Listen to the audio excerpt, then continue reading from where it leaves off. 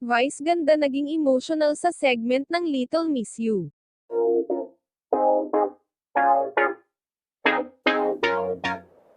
Palabang Vice ganda ang napanood sa opening segment ng It's Showtime, nitong Biyernes ng tanghali. Hindi tinanggihan ng Unbogable Star, ang hamon ng mga co-host at madlang people na sumayaw at doon nga tinawag ni Vice ang mister na si Ayon Perez para mag-showdown silang dalawa on stage.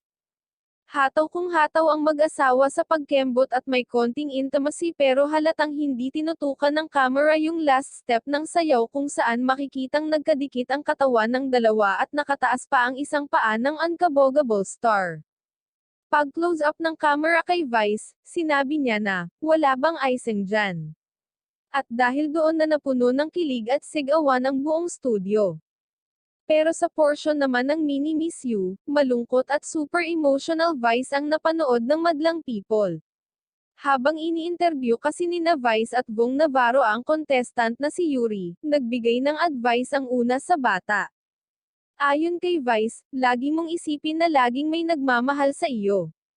Umiyak ang bata sa sinabing iyon ni Vice, niyakap niya ang bata sabay sabing, masayang masaya ako na makasama kayo.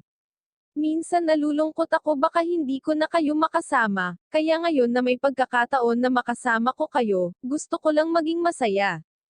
Tuluyan na ngang bumigay si Vice at maging si Bong ay naiyak na rin. Isa-isa na ring naglapitan sa humahagulgol na Vice ang co-hosts nila, nakiiyak, at nag-group hug sila.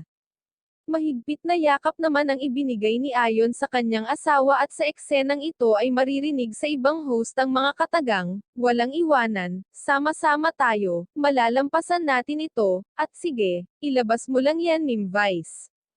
Nagpasalamat naman ang batang contestant ng Mini Miss You, sa mga host ng show at doon nag-comment si Kim Chu ng, sana lahat ng tao ganun ang tingin sa It's Showtime. Watching the show parang may mabigat ng pinagdaraanan si Vice at ang noontime nila.